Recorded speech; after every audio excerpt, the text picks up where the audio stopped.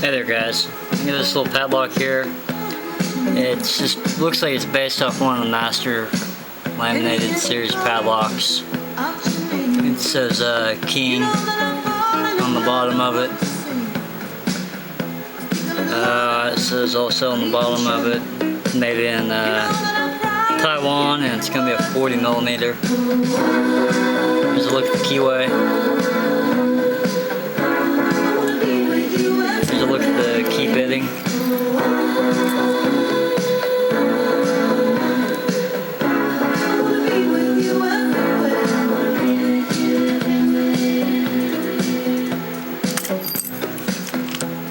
It's a fairly simple little lock to open.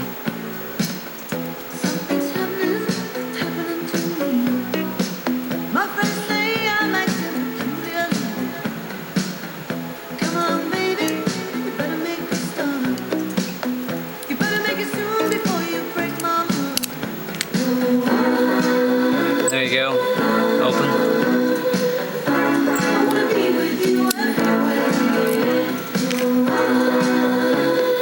And this might be one of the other locks so I'll probably try to trade off or get rid of.